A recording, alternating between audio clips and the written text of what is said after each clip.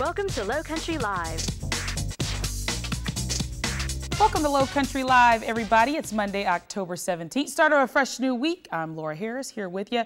Coming off a great weekend. I hope that yours was great as well. Some of my family was in town, a couple of friends. We went to the Citadel football game. And speaking of the Citadel football game, it was action-packed all the way to the end. Unfortunately, the hometown team didn't get it done, but they had a lot of great plays.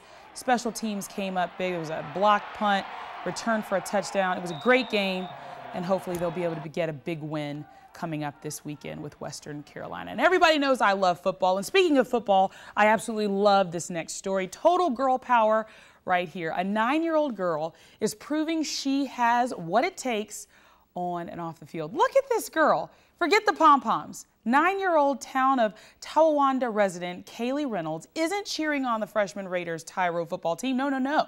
She's actually on the field with the team, helping make those crucial plays. But the thing is, it almost didn't happen. Her family actually had to take legal action because this poor little girl was told into the season that she wasn't allowed to play with the boys. Eventually, the state Supreme Court, they overturned it. They said there were human rights laws that they were being violated. So she is now back on the team and doing her job and doing it well. I am very proud of her. Well, how about this? I don't know if you've heard about this yet, but I want you to listen to this story. Some Arizona cheerleaders, they can't wear their t-shirts. Now, the t-shirts were made for breast cancer awareness. The shirt says, "Feel for lumps, save your bumps." That's what the shirt says. Now, apparently, some of the school officials, they didn't like the shirt. Other people were complaining about them, so they told them they were banned from the school and they couldn't wear them. Mind you, the shirts are for breast cancer. This reminds me something like that time they had those little bracelets and the guys were wearing them and said, "Save the tatas." They had to get rid of those too because they said they were inappropriate for high school. I don't know. I want to know what you think, though. I really think that you should tweet us on this one because I have my own opinion about it.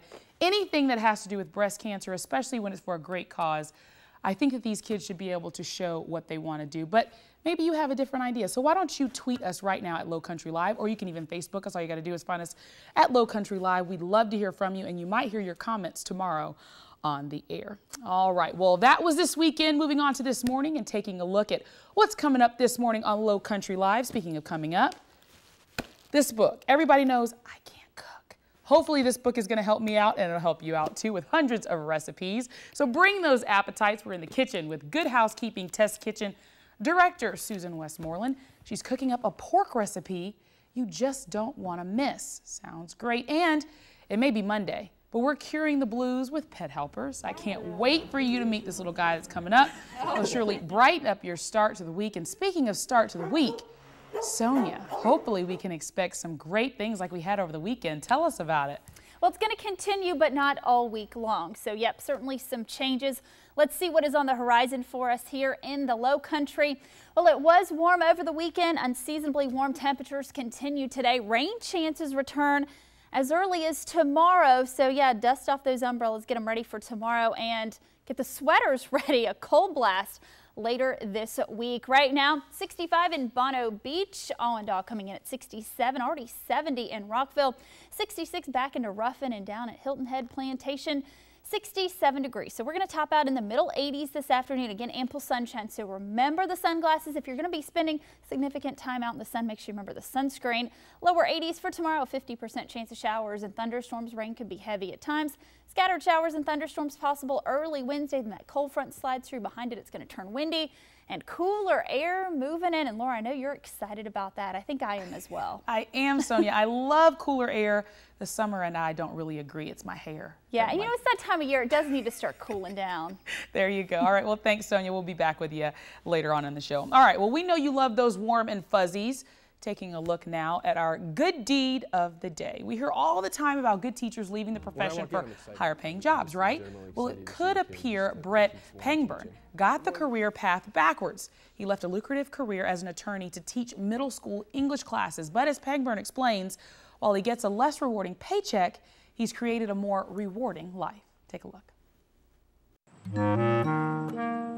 When I walk in, I'm excited. I'm just legitimately excited to see the kids, to teach the one I'm teaching. Good morning, Brianna. Good morning. Good morning, Melanie. I feel every day like I'm making a big difference in their life. From the beginning of the year, I've always asked him, why did you become a teacher? Why did you become a teacher? And his answer was always simple. I want to help kids so they can go change the world. Good morning, Harvard 6.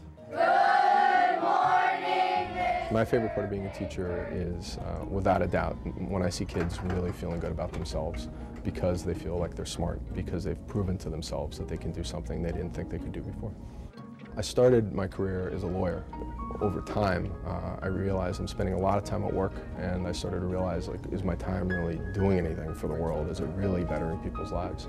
I didn't necessarily feel that way when I was an attorney. I feel that way most of the time when I'm a teacher. What is this wagon attached to? What's pulling? I went to ed school. I discovered Excel Academy. There are kids from regular public schools, from all learning needs. He left to be a lawyer, which you get a lot of money, and like it's a very good job, to being a teacher. So I feel like very special to have a teacher like Mr. Pangburn teach me English.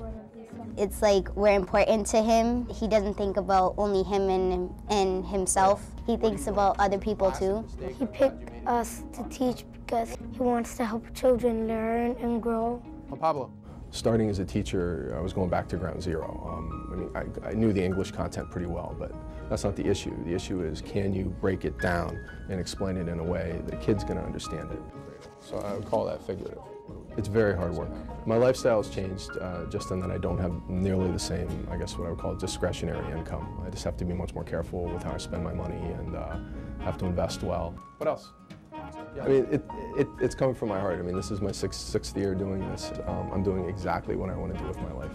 I want to see them feel good about themselves and really go on to go to college and make their community better, make their family better, and lead a great life. He teaches us everything that we need to know to succeed in life, or at least helps us do it. It's absolutely worth it to change careers because I think we have a limited life, and let's go do what we want to do. If you want to make a difference, go do it. Such an amazing story right there. Love stories like that. All right, this is another story that I absolutely love. How about this? Why did the turkey cross the road? Sonia? I don't know, Laura. Why did the turkey cross the road? What was the joke about the chicken? The chicken crossed the road, what, to get to the other side? Yeah. Or is to this, get is this one better? Please tell me it is. A little bit. The turkey crossed the road to chase a fire engine, of course. You should have known that, Sonia. Look at this. I'm sorry. Look at this. Gobblers spotted in New Jersey.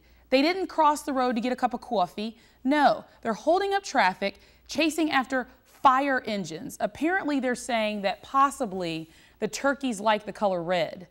So anytime a car or a fire engine, bright red, they come out of the woodwork and start crossing the road. This one is dangerously close to losing his life. There they go. I don't know. It's random, I know, but I wanted to share it with you, Sonia. Maybe they should become firefighters. They could use some help. Something like that. Maybe it'd keep them safe for Thanksgiving, you know. There you go. Or maybe they know Thanksgiving is coming up and they're trying to commit suicide. They're like, I don't want to be chased. I don't want to have to deal with this. I'm going out on my own will. I don't blame them. I wouldn't want to be a turkey this time of year either. All right, well, speaking of red, 21 raging bulls, hundreds of people enclosed in one area. Bad news bears, I would say. Actually, it's like the running of the bulls, but you don't have to go all the way to Spain to do it. This is in Arizona. They claim, though, that it's a little bit safer than the run in Spain because these bulls have blunted horns. Now, pardon me for saying and interjecting and giving my thoughts on this, but I don't care if they didn't have any horns at all. A giant animal running at me at fast speeds, I don't know if I would want to do it. Just saying. You didn't ask me, but I'm just giving you what I think. All right, well, some firefighters in Indianapolis proved that people can be a dog's best friend when they rushed into a burning house to save a pit bull. Mert Price has that story. Right now, this pit bull named Lucius is inside this oxygen chamber being treated for smoke inhalation. And even though it looks bad, doctors say it could have been so much worse for him. A fire broke out at his owner's home here in the 3900 block of Diamond Lane in Indianapolis. When neighbors saw the smoke and flames, they called 911 for help, and in no time, firefighters were on the scene. It looked pretty bad. The house was really going pretty good. Neighbor comes up to us. I asked him if anybody's inside. They said no, but there's a dog in there. The neighbor told firefighters the dog was trapped inside the garage. So firefighter Chris Heath and others rushed in to find the animal. Oh, it was completely dark. I mean, from the smoke, from the floor to the ceiling, you couldn't see nothing in front of you. So we walked in the garage and found a cage, pulled the cage out, and there was a lifeless dog. At first, firefighters feared it was too late to save him, but then something happened. He took one little breath, so I was like, wow, you got a shot. So I took him out, started doing little compressions on his chest. After a few minutes, medics were able to revive the dog. They then put him on oxygen and rushed him here to this animal hospital. 3, 4, 5, breathe. I got a pulse. Good. Excellent. Good job. Less than 24 hours before the fire, Indianapolis Veterinarian Referral and Emergency Center held a pet CPR class where participants learned how to save their pet's life in case of an emergency. It's a little slightly different technique, but it's still completely doable for most people.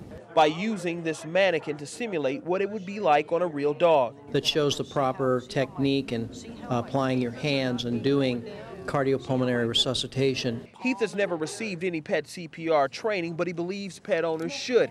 He says seeing the dog in distress, instinct just took over, and he's glad it did, and he was able to save Lucius's life. And vets say if Lucius had been inside the burning building any longer, he would not have survived. As for the fire, it's still under investigation, and the home is a total loss. My goodness. All right, well, we know and love her as a country music icon. Anybody that knows me knows that I love country music, and I love me some Carrie Underwood. We know her for her fantastic wardrobe and her glam lifestyle. Just can't get enough of it. There she is right there. Just amazing. Well, country music superstar Carrie Underwood returned to her hometown in Oklahoma to help build a playground at an elementary school. So she's not only a great singer, a beautiful girl, but she's also doing great community service for her community. She joined about 200 volunteers to build the playground at Marshall Elementary School in Chickasaw. The Singers Foundation helps the town's animals in schools. In 2009, the foundation helped buy new instruments for the town's schools, and last year it helped rebuild the local animal shelter. Love that story. Love, love, love. And she's wearing the exact same tennis shoes that I have. I just wanted to point that out and telling the truth. All right, well, something new to share with you now. Every Monday through the end of November, we'll bring you an organizing tip from Stacy Crew. We can all use a little bit of organizing, right? She's a local organizing expert and author of the Organized Mom book. This week's tip is all about what to do with your children's artwork. Well, Stacy Crew says that a system is necessary, otherwise you'll be buried in colorful drawings and paintings, all from the little ones. Stacy says that organizing is all about how much space you give to something, so you want to begin by choosing a container. Stacy suggested a boot-sized box is great, but you can use something like the Stockholm document boxes available online at the Container Store, and you know that you can just find that there, or maybe at a local Walmart, something like that, and use one per year per child. And when the box gets filled up, go through and weed out what you want to keep, what you don't want to keep. Another way to preserve your child's artwork is to take photos and at the end of the year, upload the photos and create a photo book. That way, you'll be able to keep everything, but you don't have to have all those papers along with it. Using a service like Shutterfly.com, you can get that done. Create a few books and give them to the grandparents as holiday gifts, and make sure you keep one for yourself. For more information on what to do with your child's artwork, visit myorganizedlifestyle.com, or you can call Stacy Crew herself, 843-817-8133 for an organizing consultation. All right, well, it's Makeover Monday, ladies, and we are kicking your week off with some makeup tips courtesy of Ms. Angie Ravenel. But first, how about your chance to dance your way all the way to LA to see the Ellen DeGeneres show? Take a look.